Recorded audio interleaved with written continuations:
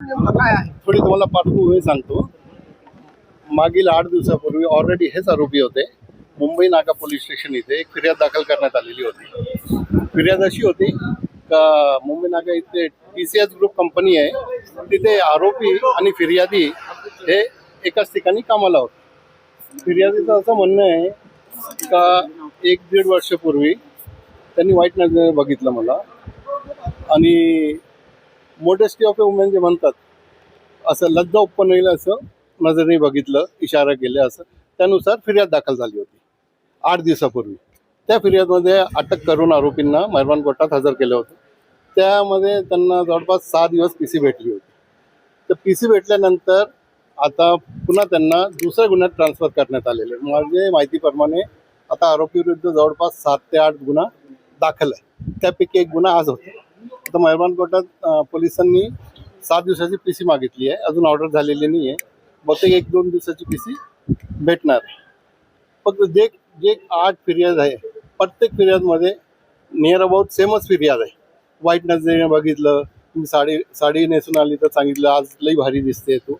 Option language use केलेली आहे. आपण असं म्हणाले की धार्मिक रंग वगैरे प्रतिवाद करताना तो नेमकं काय होतं?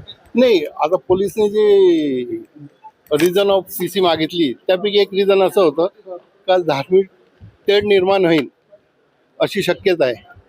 धर्मांतराचा प्रयत्न आहे असं FIR हा, मध्ये पण फिर्यादमध्ये कुठे असं उल्लेख केलेला नाहीये फिर्यादीने. तुम्ही नाही, FIR सेक्शनला हो त्याच्यामध्ये असं कुठेच नाही. नाही, आज जी फिर्याद आहे त्याच्यात पण नाही आहे आणि पूर्वी फिर्याद होती 8 दिवस आधी त्याच्यात पण फक्त 354 जुना जो आहे म्हणजे नवीन 75 3 वर्षापर्यंत शिक्षा आहे. त्या रेपचं किंवा मोबाईलमध्ये क्लिपिंग किंवा काय व्हिडिओ शूटिंग केली असे आरोप नाही.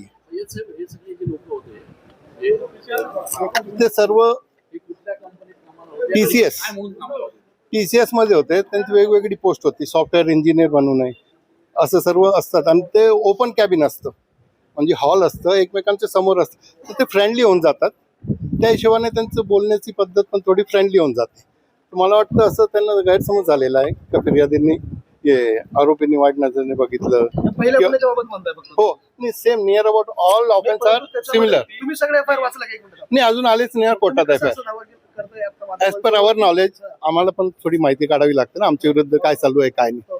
त्या हिशोबाने आम्हाला CR नंबर माहीत पडलं का जवळपास त्याच्यामध्ये एका हिंदू मुलाचं म्हणजे तो महिलांचंच नाहीये तर एका हिंदू मुलाचं देखील धर्मांतर केलंय अशा प्रकारे ऑन रेकॉर्ड आता आमच्या समोर किंवा कोर्टात. हेच आरोपी त्यातले. पण कोणाचं केलं, काय केलं, कसं केलं तेच तुम्हाला ते विचारलं. त्यासाठीच PC आता देतील साहेब आणि तपासमध्ये निष्पन्न होईल ना. FIR काय लेडीज असते ना म्हणून 35 कॉपी ऑनलाईन येत नाही FIR. व्हेजिटेरियन असताना नॉनव्हेज खाऊ घातला असं देखील खाऊ घातलं. असंही आता हे सर्व आरोप असतात. आता आरोपाचे ट्रायलचा भाग आहे. तर या तक्रारीमध्ये म्हटलेलं आहे हा आरोप आहे, पण या FIR तक्रारीमध्ये मध्ये. ठीक आहे, FIR मध्ये ठीक आहे ना, FIR मध्ये आहे ते आहे. त्यासाठी FIR मध्ये नाहीये आणि नाही, PCचा ग्राउंड आहे जो आहे ना, PCचा ग्राउंड FIR म्हणतो. नाही, FIR आम्हाला अजून 35 कॉपी भेटलेली नाही. कारण आजच कालच अटक केली आणि घेऊन आले. 35 कॉपीसाठी कमी कमी 2-3 दिवस लागतात ना. हा, पोलिसांचा संशय आहे त्यासाठीच PC मागितलेली आहे. पीडित महिलांची संख्या वाढण्याची शक्यता असेल ते आता मी कसं ते पोलिसच सांगू शकतात ना, मला तर काही आयडिया नाही. ठीक आहे. नागरिकांच्या सर्व समस्यांना वाचा फोडण्यासाठी आता सज्ज झाले आहे MS न्यूज लाईव्ह. तुमच्या कुठल्याही प्रकारची समस्या असल्यास आमच्या WhatsApp क्रमांकाला अवश्य कळवा. नागरिकांच्या समस्या जाणून घेण्यासाठी सदैव तत्पर, मग त्या समस्या कोणत्याही प्रकारच्या असू द्या. सार्वजनिक वाहतूक व्यवस्था, पिण्याचा पाण्याचा प्रश्न, शेतकऱ्यांची समस्या, विद्यार्थ्यांच्या अडचणी असो, अशा कोणत्याही प्रकारच्या अडचणी असल्यास उचला मोबाईल, काढा व्हिडिओ आणि कळवा MS न्यूजला.